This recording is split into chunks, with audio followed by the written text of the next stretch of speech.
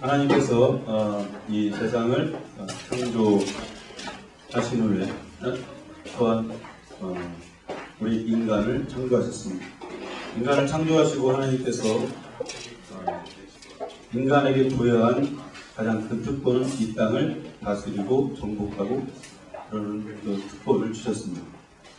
그 하나님께서 만드신 창조의 세계에서 인간이 마음껏 누릴 수 있는 그런 특권을 주셨습니다. 그런데 하나님께서는 그 많은 것들을 누리기를 기뻐하시고 그렇게 주셨지만 하나님께서는 에덴 동산에서 그들에게 인간에게 만들어 놓은 법칙이 있었습니다.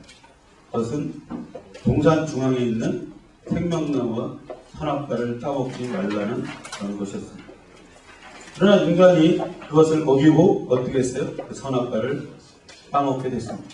그래서 타락하게 됐고 에덴 동산에서 쫓겨나서 그들은 고통 가운데 살 수밖에 없었습니다.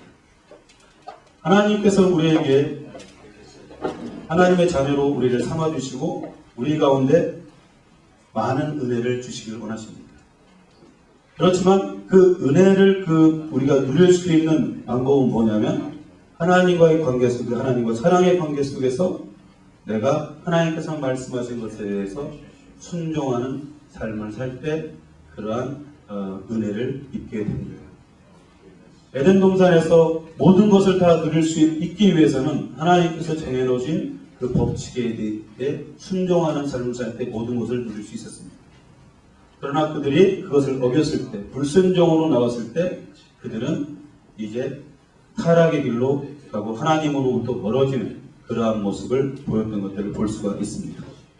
또한 하나님께서는 이스라엘 백성들을 출애굽시킨 후에 모세를 통해서 무엇을 주셨냐면 십계명을 주셨습니다. 바로 십계명이라고 하는 것들은 뭐냐면 하나님의 마음이 담겨있는 것입니다. 그래서 그 십계명을 통해서 십계명을 너희가 지키면 하나님께서 축복하시겠다고 하는 그러한 그 은혜의 모습입니다. 그런데 많은 이스라엘 백성들은 그 십계명을 잘 지키지 않았습니다. 그럼을 통해서 그들은 많은 어려움 가운데 있었고 출애굽 1세대들은 하나님께서 예비하신 그 땅에 들어가지 못했습니다. 우리가 하나님 앞에서 믿음의 길을 갈 때 무엇보다 중요한 것은 이 하나님께서 지키기를 원하시는 하나님의 율법과 하나님의 어떤 규례의 명령에 대해서 지킬 때, 그래서 순종할 때 우리에게 그 하나님께서 베풀어 놓으신 그 은혜 안에 우리가 들어가게 됩니다. 어떤 사람들은 많은 이런 얘기를 합니다. 우리가 이 시대에 살면서 율법적으로 율법을 지키지 않아도 된다라는 그런 생각을 하는 경우가 있습니다. 그것은 잘못된 생각입니다. 율법은 우리가 하나님께서 주신 법이기 때문에 당연히 지켜야 됩니다. 예수님께서 이 땅에 오셔서 율법을 폐하러 오셨다고 하지 않았어요. 율법을 완성시킨다고 오셨다고 말씀하셨습니다. 율법의 완성은 어디에 있습니까? 예수님의 십자가의 사랑에 있는 겁니다. 그래서 내가 하나님과의 관계 속에서 내가 하나님을 사랑하는 마음으로 율법을 지켜야 되는 것입니다. 근데 어떤 분들은 잘못 알아서 율법을 지키면 율법주의자가 되는 것 같이 참 착각을 하고 있어요. 율법주의는 거기에만 매일 때 율법주의가 되는 것입니다. 우리는 그리스도의 십자가의 은혜로 말미암아 우리가 율법을 완성하신 예수 그리스도의 은혜로 말미암아 내가 십자가의 길을 갈 때 율법을 완성할 수 있고 율법을 또 우리가 지킬 수가 있습니다. 우리가 하나님 앞에서 그 순종하는 삶을 산다고 하는 것은 어떤 의미를 의미하냐면 바로 하나님과의 인격적인 관계 속에서 순종하는 것입니다. 하나님께서는 우리에게 순종하라고 얘기할 때 그것을 주종관계로 말씀하시지 않습니다. 너희들은 나는 그 주인이 되고 너희들은 종이니까 순종해야 된다는 그런 의미가 아니라 너희가 하나님께서 베풀어 주신 그 은혜, 명령과 규례를 너희들이 알고 그것을 주님 하나님을 사랑하는 마음으로 그것을 지키라라고 말씀을 하고 있습니다. 그렇기 때문에 하나님께서는 이 순종하는 자에게는 하나님이 항상 축복의 은혜를 베풀어 주시는 것들을 보게 됩니다. 그러나 이 불순종이 됐을 때 관계를 파괴해 버리게 되고 바로 그 축복의 삶에서 멀어지게 되는 그러한 것들을 경험을 하게 됩니다. 에베소서 2장 2절 말씀을 보면 세상 풍속을 쫓고 공중의 권세 잡은 자를 쫓았다라고 말씀하고 있습니다. 그러면서 불순종의 아들들 가운데 역사하는 영이다라고 말씀하고 있습니다. 바로 인간이 어떤 죄악 가운데 불순종의 삶을 살게 되는 것은 그가 의도해서 스스로 그렇게 하는 것이 아니라 불순종의 영에 의해서 그것이 주장된다고 하는 것입니다. 그렇기 때문에 인간이 어떤 그 타락의 길로 들어가는 것은 불순종의 영인 바로 마귀의 사단에 붙잡힌 바 될 때 바로 이 불순종의 삶을 살게 된다는 것입니다. 내가 내 마음대로 내 마음을 움직이지 못합니다. 이미 내가 어떤 어두운 것에 잡혀 있을 때 우리는 바로 그 어두운 것을 생각하게 되고 바로 불순종의 영에 잡혀 있을 때 우리는 불순종의 삶을 살게 된다고 하는 것입니다. 로마서 7장에 보면 사도 바울의 고백이 나옵니다. 오라 나는 공고한 자로다. 누가 이 사망의 몸에서 나를 건져내랴 이렇게 고백을 하고 있습니다. 그러면서 내 마음의 법은 하나님의 법을 즐거워하되 다른 한 법이 나를 넘어뜨린다라고 고백을 하고 있습니다. 그것은 다른 한 법은 무엇이냐면 죄와 사망의 법입니다. 바로 어둠의 영이 역사하는 법입니다. 그것이 나를 사로잡아 오기 때문에 내가 항상 공고함 속에서 정말 주님을 내 마음의 부분, 내 양심은 정말 주님을 따르고 싶고 주님과 동행하고 싶지만 그것이 되지 않는 것은 죄와 사망의 법이 나를 잡고 있기 때문에 그렇다라고 말씀드렸습니다. 그러면서 그것을 깨뜨리고 이제 내가 순종하는 법으로 하나님이 원하시는 그런 법으로 나아가기 위해서는 어떠한 법이 필요하냐면 바로 생명의 성령의 법이 우리를 주장할 때 죄와 사망의 법을 깨뜨리고 우리가 승리할 수 있다라고 사도 바울은 말씀을 하고 있습니다. 불순종은 하나님의 축복에서 떠나버리게 되는 것을 볼 수가 있습니다. 하나님의 진노와 저주의 대상이 됩니다. 여러분, 우리가 하나님의 자녀로서 살아가면서 순종하는 삶을 산다는 것은 그것은 능력이고 은혜입니다. 내가 순종할 수 있다고 하는 것은 얼마나 큰 은혜인지 알 수가 없습니다. 왜냐하면 그것은 이미 우리가 주님의 은혜 안에 거하고 있다라고 하는 증거이기 때문에 그렇습니다. 주님이 원하시는 것, 주님이 기뻐하시는 것을 무엇인지를 알고 그 뜻에 순복하는 그러한 삶을 살고 있다고 하는 것은 이미 내 속에서 성령께서 역사하고 있다고 하는 증거입니다. 순종하는 삶을 살기로 결심하면 어떠한 역경과 상황이 나에게 닥친다고 할지라도 우리는 순종할 수 있습니다. 내가 아예 결심을 나는 순종하는 삶을 살겠다 그런 결심을 하고 살면 그렇게 되어집니다. 왜냐하면 내가 어떤 어두운 영이 나에게 들어오려고 할 때 내가 예스를 할 때 그게 들어오게 되어 있습니다. 내가 아예 끊어버리고 이제 온전히 주님께서 원하시는 것이 무엇인지 알기 때문에 나는 순종하는 삶을 살려고 결심하고 살면 어두운 영이 내 안에 역사하지 못합니다. 그렇기 때문에 여러분이 그런 믿음의 결심을 통해서 순종하는 삶을 살기를 주의 이름으로 축원합니다. 순종하는 삶은 주님이 기뻐하는 삶일 뿐만 아니라 주님의 축복을 누리는 지름길입니다. 야고보서 4장 7절 말씀에 보면 너희는 하나님께 순복하라 마귀를 대적하라 그리하는 너희를 피하리라 라고 말씀하고 있습니다. 먼저 마귀를 대적하기 위해서는 무엇이 필요하냐면 하나님께 순복하는 자세가 필요하다고 하는 것입니다. 하나님 앞에 우리가 순종하는 삶을 살 때 마귀를 대적할 수 있습니다. 왜냐하면 내가 그 순종하는 삶을 살지 않았을 때는 마귀는 끊임없이 우리를 괴롭히고 우리를 넘어뜨릴 수밖에 없습니다. 사단이 우리 안에 들어와서 합법적으로 우리를 좌지우지하는 것은 왜 좌지우지할 수 있냐면 우리 안에 있는 죄성 때문에 그렇습니다.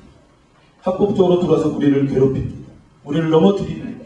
그러나 내가 그 죄 안에 있지 않고 주님의 의뢰 안에 있고 거룩한 하나님의 영으로 가득 채워졌을 때 더 이상 사단은 우리를 붙잡고 우리를 넘어뜨릴 수가 없습니다.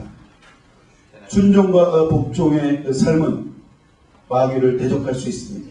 마귀는 불순종에 여기고 우리의 마음을 넘어뜨리려고 하는 그 사단의 모습입니다. 그렇기 때문에 불순종의 마음을 우리에게 넣어서 우리를 넘어뜨리려고 합니다.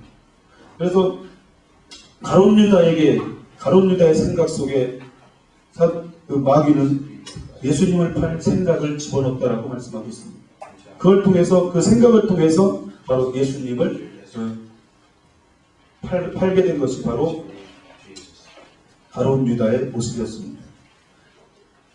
순종하는 삶은 내가 원하는 대로 내 생각대로 사는 것이 아닙니다. 하나님의 뜻을 알고 하나님의 뜻에 순종하는 것입니다. 순종함을 통해서 바로 하나님의 뜻을 우리의 삶 가운데 내가 이루는 그러한 삶을 살게 된다고 하는 것입니다. 우리가 수없이 많은 예배를 드리고 교회에서 많은 봉사와 헌신과 수고를 한다고 해도 내가 순종이 없다고 하면 그것은 열매를 맺지 못합니다. 왜냐하면 순종은 하나님을 향한 우리의 마음이기 때문에 그렇습니다. 하나님께서 말씀하실 때 그 말씀에 순종하는 그러한 자세가 필요합니다. 이것은 여러분뿐만 아니라 저에게도 마찬가지입니다. 제가 한국에 가 있을 때 기도를 하는데, 아침에 기도를 하는데 하나님께서 어떤 나를 마음을 편치 않게 했던 그런 사건들이 있었습니다. 그것은 영국에 있을 때 어떤 관계 속에서 있었습니다. 그래서 하나님께서 그렇게 말씀하시는 거예요. 네가 먼저 손을 내밀어서 그 사람에게 용서를 구하고 그렇게 함을 통해서 관계를 회복하라고 지금 말씀하셨습니다. 그래서 거기서 내가 순종하는 마음으로 제가 뭘 잘못했는지 모르겠어요. 그래서 주님이 그렇게 말씀하십니다. 순종하는 마음으로 이메일을 보냈고 또 답장을 받았고, 그래서 모든 것들이 은혜 가운데 잘 정리가 된 것들을 봅니다. 하나님께서 우리에게 말씀하실 때 그 말씀에 여러분이 순종하게 되면 그것은 우리의 삶 가운데 은혜로 돌아오게 되어 있습니다. 여러분이 진정으로 하나님 앞에서 온전히 쓰기를 원하신다고 하면 순종하는 삶을 살기 주의로 축원합니다. 그래야만 여러분이 온전히 쓸 수 있습니다. 우리의 몸은 온전하지 못해요. 항상 우리는 감정이나 우리 환경에 영향을 받습니다. 그러나 하나님께서 우리에게 말씀하실 때 하나님께서 왜 순종을 요구하시겠습니까? 그것은 바로 내가 하나님 앞에서 온전히 쓰길 원하시기 때문에 그렇게 하시는 것입니다. 그래서 여러분이 그러한 하나님의 음성을 듣고 하나님께서 말씀하셨을 때 순종함을 통해서 하나님의 뜻을 이루시길 주의 이름으로 축원합니다. 사무엘상 15장 22절 말씀에 보면 순종이 제사보다 낫고 듣는 것의 수양의 기름보다 낫다라고 말씀하고 있습니다. 아무리 많은 아름다운 우리가 보화를 갖고 와서 하나님 앞에 아름다운 예물을 갖고 와서 제사를 드린다고 해도 순종이 없다고 하면 아무것도 아니라고 말씀하고 있는 것입니다. 순종하는 것은 주님을 향한 우리의 마음의 표현입니다. 내가 할 수 없을지라도 내 뜻과 내 의지를 바라볼 때 내가 그것을 순종할 수 없을지라도 내가 하나님 앞에서 받은 은혜가 크기 때문에 믿음으로 순종하고 나가는 것입니다. 그럴 때 하나님께서는 그 순종을 보시고 우리에게 놀라운 은혜로 여러분에게 축복하시는 것을 여러분이 믿고 이렇게 행하시길 주의 이름으로 축원합니다. 오늘 읽은 말씀에 보면 너희를 인도하는 자를 순종하고 복종하라라고 말씀하고 있습니다. 너희를 인도하는 자들이 누구니? 그것은 영적 지도자들입니다. 목회자들입니다. 그런 사람들에게 순종하고 복종하라라고 말씀하고 있습니다. 우리는 참 그런 것 같아요. 이 순종, 복종 딱 그 표현을 들으면 굉장히 거부감이 듭니다. 이거 내가 그 사람 밑에인가 왜 순종하고 복종해야 돼? 그런 부정적인 마음이 들어요. 그러나 이 성경에서 순종하고 복종하라고 하는 그런 의미는 신뢰와 섬김의 인격적인 관계 속에서 사랑으로 하라는 얘기죠. 어떤 주종관계의 의미가 아닙니다. 하나님께서 세우신 질서 속에서 하나님께서 그 세우신 위임된 권위에 따라서 행하는 인도자를 위해서 그와 함께할 때 순종하고 복종하라고 지금 말씀을 해주고 있습니다. 하나님은 하나님의 나라를 위해서 유임된 권위자들을 세우십니다. 구약 시대에는 영적인 지도자 선지자들을 세우십니다. 제사장들을 세우셨습니다. 그걸 통해서 그들이 영적 지도자들이 정치, 경제뿐만 아니라 모든 종교까지도 다 그 이스라엘 백성들을 다스렸던 것들을 봅니다. 왜? 하나님의 말씀이 임하는데 그때 굉장히 그 한 사람에게만 임했습니다. 하나님의 말씀. 누구에게 임했냐면 바로 제사장에게 임했고 선지자들에게 임했습니다. 그래서 그들은 그 하나님께서 말씀하신 것들을 그 이스라엘 백성에게 전달하는 그런 역할을 감당했습니다. 그렇기 때문에 그들에게 있어서 그 하나님의 말씀을 선포하는 것은 곧 하나님의 대리자로서 서서 선포하는 것이었습니다. 그런데 오순절 성령 강림 이후에 교회가 세워졌습니다. 그러면서 교회의 리더들이 세워졌습니다. 사도들이 세워졌고 사도들을 도울 수 있는 집사들이 세워졌습니다. 그래서 교회 리더들을 세우고 영적 권위를 그들에게 부여했습니다. 하나님께서. 오늘 말씀은 영적 리더들에게 순종하고 복종하라라고 지금 말씀해 주고 있습니다. 순종하고 복종하라는 것은 바로 하나님이 세워진 영적인 질서 안에서 순종하고 복종하라는 것입니다. 영적인 사역자들은 존경을 받아야 합니다. 그러나 이 시대에 많은 교회 지도자들이 존경을 받지 못하는 시대에 살고 있습니다. 왜 그러한 일이 벌어졌을까요? 물론 너무나 많은 목회자들이 배출되고 있습니다. 그러다 보니까 수준이 안 되는 그런 목회자들도 있을 수 있습니다. 그러나 저는 생각이 좀 다릅니다. 영적 지도자 목회자들은 존중받고 존경을 받아야 되는 이유가 어디에 있냐면 그들은 주님의 영적인 일을 감당하는 사람들이기 때문에 그렇습니다. 그렇기 때문에 그렇게 돼야 돼요. 그래서 옛날에 우리 기독교가 초창기에 처음 들어왔을 때는 목회자라고 얘기하면 굉장히 존경의 대상이었습니다. 그래서 그 당시에는 신학교도 많지 않았기 때문에 신학교에 다니면서 가서 교회를 2개씩, 3개씩 목회하는 사람들도 있었습니다. 그런데 지금은 너무나 넘쳐나고 있습니다. 교회가 교회는 늘어나지 않는데, 성도 수는 늘어나지 않는데, 목회자들은 계속해서 늘어나고 있습니다. 그러다 보니까 또한 그 교회가 어떤 영적인 권위들을 잃다 보니까 세상 사람들의 어떤 지탄의 대상이 되고 그러다 보니까 영적인 사역자들이 어떤 존경의 대상이 되지 못하고 있습니다. 그리고 많은 매스컴을 통해서 조금 어떤 일부분임에도 불구하고 영적 지도자들의 잘못된 모습이 되면 과장돼서 엄청나게 또 나가고 있습니다. 그러다 보니까 어떤 그런 존경과 존중의 대상이 되지 못합니다. 그러나 교회 안에서 여러분들이 신앙생활하면서 중요한 것은 여러분의 영적 지도자들을 존중하고 존경할 줄 알아야 됩니다. 그래야만 이것이 영적인 성장에 여러분이 도움이 됩니다. 왜냐하면 여러분에게 매 주마다 하나님의 말씀을 전하고 하나님께서 주시는 말씀을 통해서 여러분에게 깨닫기를 원하는 그렇게 원해서 하나님의 말씀을 선포하는 그런 영적 지도자가 존경을 받지 못한다면 무엇으로 그 말씀을 전할 수 있습니까? 제가 이제 영국에 오기 전에 제가 신문 기자 생활을 좀 한 적이 있었어요. 한 6개월 정도 신문 기자 생활을 했는데 거기 가보니까 신문 기자들이 내 세계를 너무나 잘 알게 됐어요. 너무나 비리도 많고 너무나 큰 거예요. 저야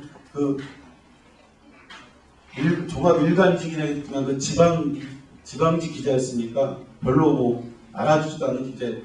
제가 온 후에 얼마 있다가 없어졌다고 그래서.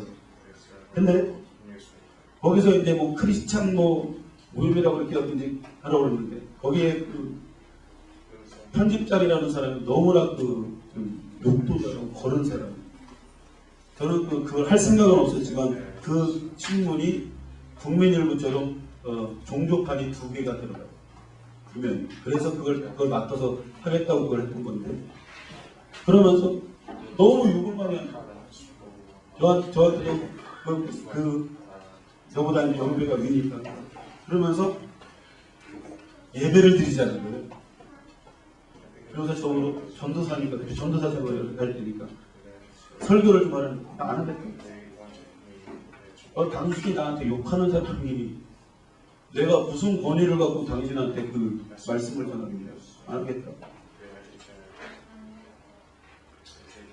목회자는 영적인 일을 하기 때문에 존중을 받아야 됩니다. 거기서 목회자는 하나님께서 부여하신 그 권위가 있습니다. 근데 그것을 잘못 사용했을 때는 그 목회자는 더 큰 하나님의 징계가 있습니다.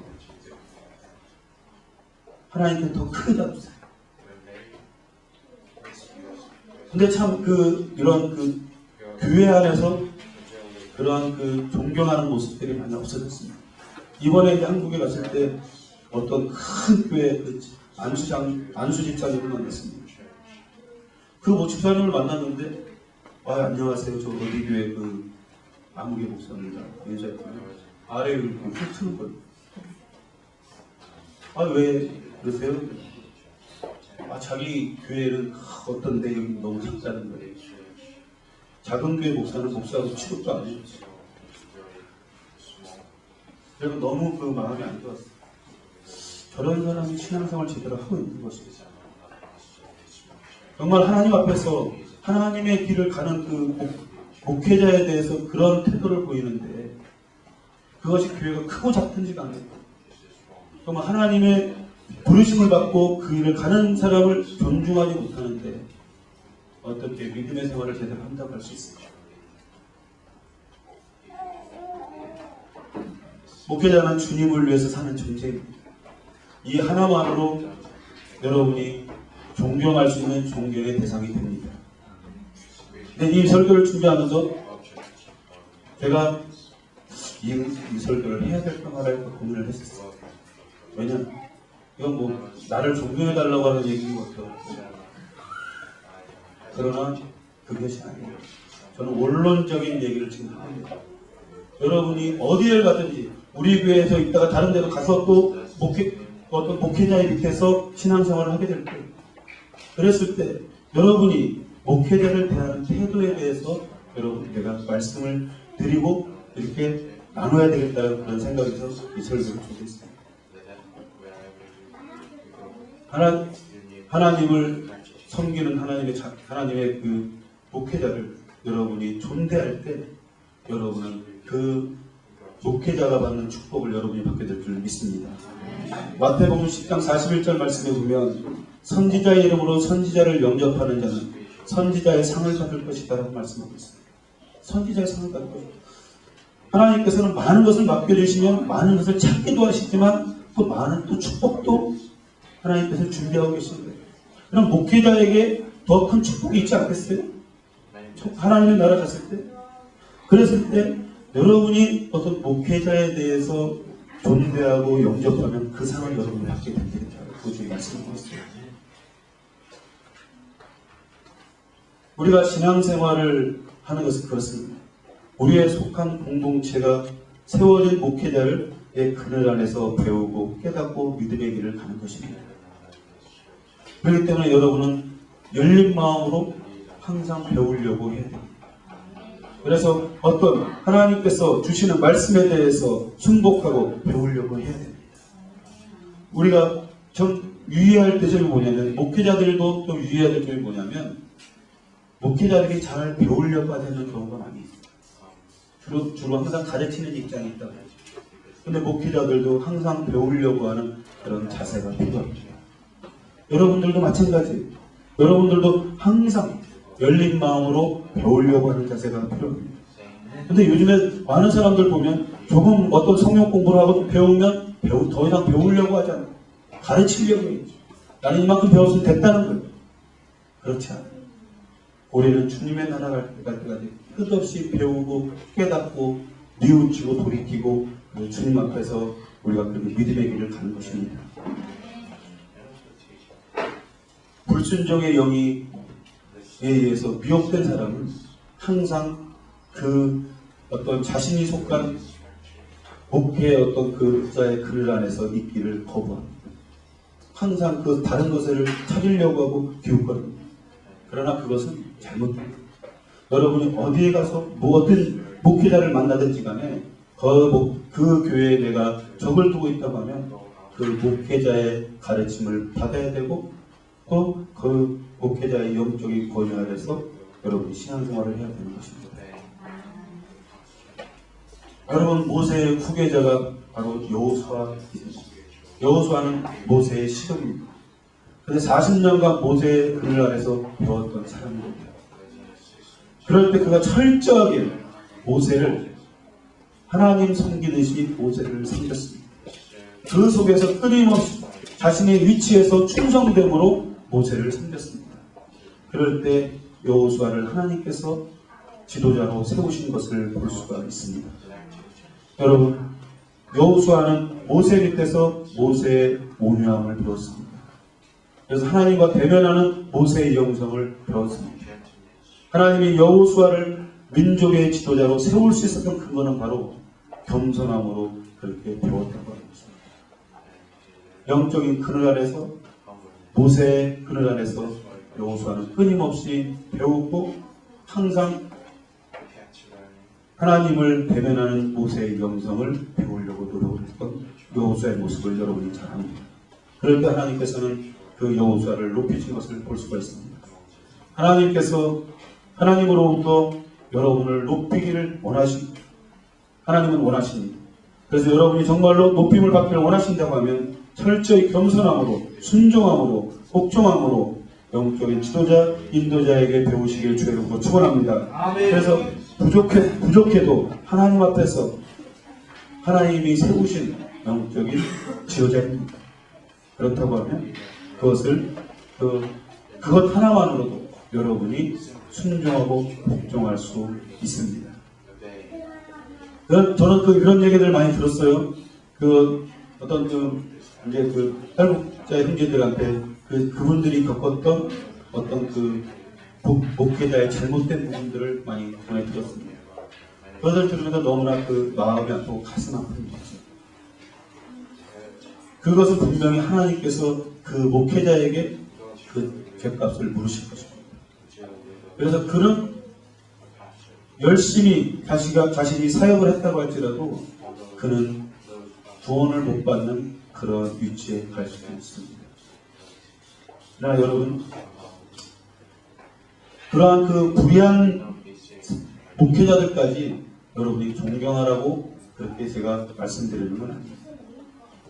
여러분이 정말 하나님 앞에서 신앙생활을 하려고 할 때 어떤 그런 부도덕적이고 정말 반인륜적인 그런 일을 행했던 그런 목회자를 경험했다고 할지라도 여러분이 그 사람에 대해서 더 이상 말하지 말기를 바랍니다. 왜냐하면 그것은 여러분이 영적으로 좋지가 않습니다. 분명히 그것은 제가 확신하건대 하나님께서 그 목회자는 다루실 것입니다. 분명히 다루실 것입니다. 그가 정말 회개하고 하나님 앞에 돌아오지 않는 이상은 그는 반드시 지옥에 갈 거라고 저는 확신합니다. 그래서 우리가 하나님 앞에서 믿음의 길을 갈 때 중요한 것은 뭐냐면 순종하려는 노력이 필요합니다. 하나님의 축복이 그런 사람에게 있습니다. 하나님의 자녀는 하나님의 음성을 분명히 들어야만 합니다. 양은 목자의 음성을 듣는다고 말씀하고 있습니다. 그러나 불의한 목자, 특히 정말로 목자의 탈을 쓴 이단 종파의 어떤 목자들, 그런 음성을 들을 필요는 없습니다. 그러나 하나님께서 세우신 그냥 정도의 길을 가고 있는 그런 목회자에 대해서 여러분이 순종하는 마음으로, 순복하는 마음으로 그것을 존경하는 마음을 가지시길 바랍니다.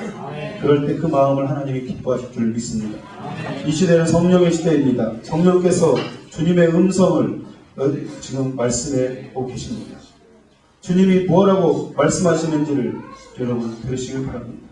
근데 내가 기도하는데 주님이 그 순종하지 말라고 그런 그런 음성을 들었다고 하면 그건 잘못된 들음입니다. 어떻게 주님이 목회자에게 불순종하라고 말씀하실 수가 있어요? 분명히 주님은 말씀하실 것입니다. 내가 힘들다고 할지라도 그 목회자의 순종함으로 나아가라고 말씀하실 것입니다. 그것이 주님의 마음입니다. 주님의 음성은 순종과 복종하라는 그 말씀입니다. 그 음성에 여러분이 순종할 때 진정한 하나님의 축복이 여러분에게 임하게 될 줄 믿습니다. 양은 목자의 음성을 듣고 따라가야 됩니다. 음성을 듣기를 거부하면 옳은 길로 인도함을 받을 수가 없습니다.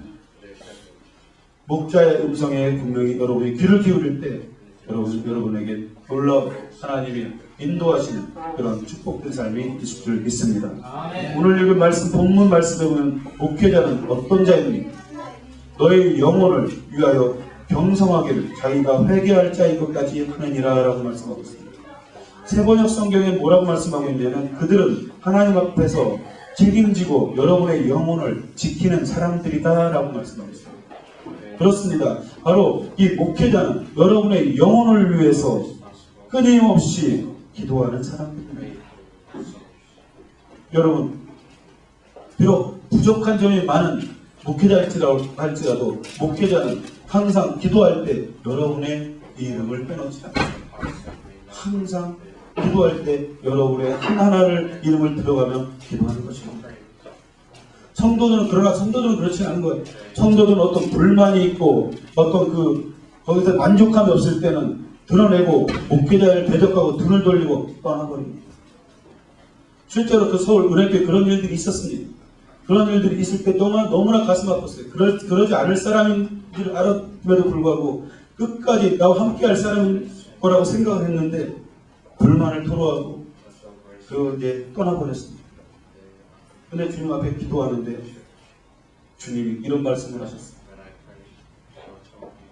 더 이상 그 사람에게 대해서 연락을 하지 말라.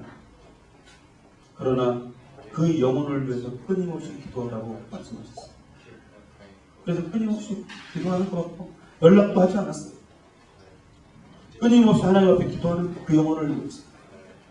근데 어느 날 그 사람이 꿈을 꿨는데 꿈속에서 저와 저의 아내가 정말로 자신을 위해서 눈물로 기도하는 그런 꿈을 꾸게 됩니다.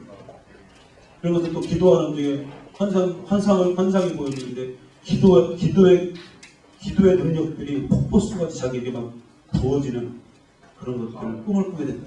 그걸 보게 됐다. 그러면서 자기가 하나님 앞에 회개하고 하나님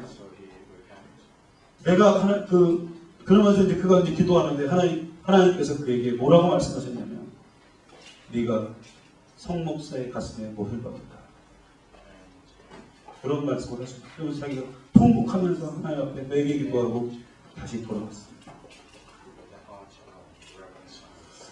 그런 것 같아요. 그래서 성도와 목회자의 마음은 약간 다른 것 같아요.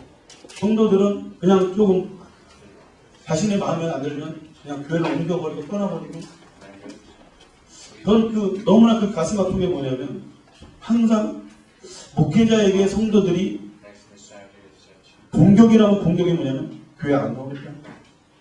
빨리 교회 안 나오고 그게 공격을 하는 거지 유혹을 하는 거지. 그럴 때 그 목회자는 그 영혼을 버릴 수가 없는 돌아오기를 고대하고 끊임없이 하나님께 기도합니다. 목회자는 어떤 아픔이 있어도 인내하고 참으려고 노력을 합니다.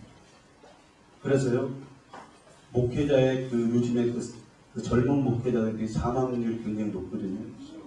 근데 아무리 죽는 경우가 많은데 목회자들이 가난으로 많이 죽어요.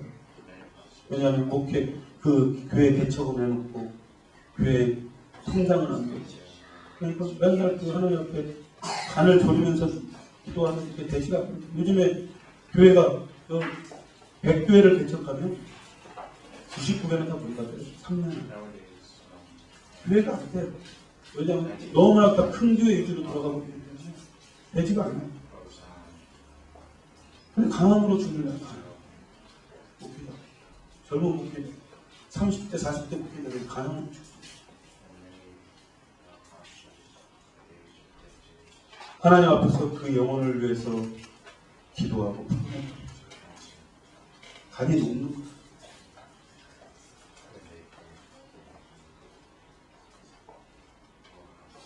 성도는 즐거움으로 사역을 할 수 있도록 도와야 됩니다.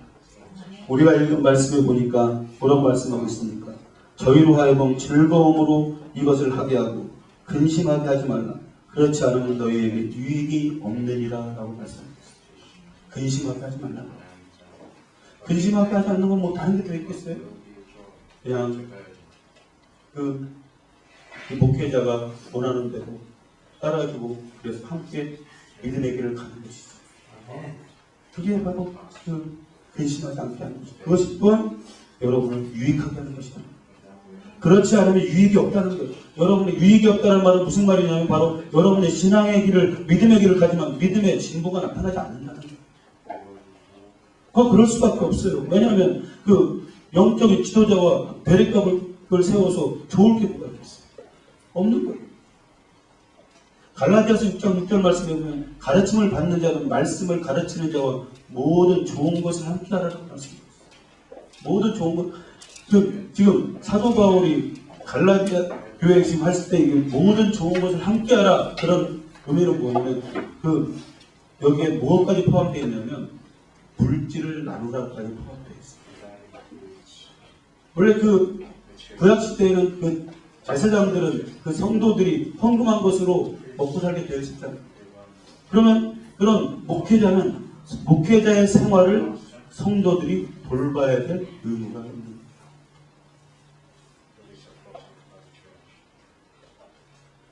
모든 좋은 것을 함께 하려는 마음, 이 마음이 하나님이 축복하고 싶은 마음이 아니겠습니까? 목회자뿐만 아니라 다른 성도들과의 관계도 마찬가지.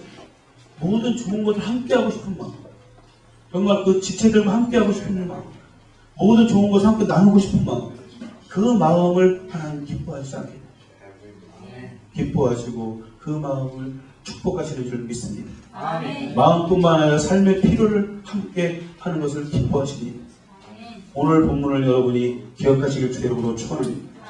오늘 본문은 목회자에게 순종하고 복종하라는 말씀입니다. 이것이 여러분의 삶에 유익이 있다라고 지금 말씀하고 있습니다. 여러분, 때로는 우리가 어떤 관계 속에서 관계가 틀어져서 어떤 잘못될 수도 있어요. 그러나 그런 마음이 올 때 그것을 믿음으로 다스리시길 주님으로 축원합니다. 그래서 정말로 내게 유익이 되기 위해서는 어떻게 해야 되는가?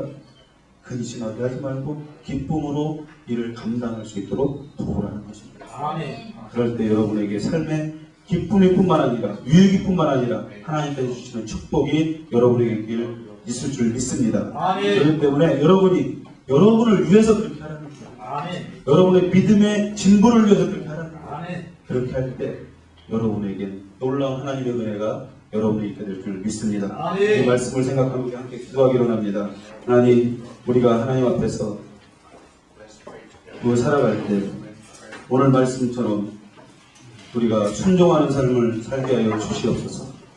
아버지 하나님, 우리가 함께 신앙생활을 하고 우리가 앞으로 만날 모든 영적 지도자들을 대할 때 우리가 그들을 겸손함으로 대하게 하시고 존경하는 마음으로 대하게 하시고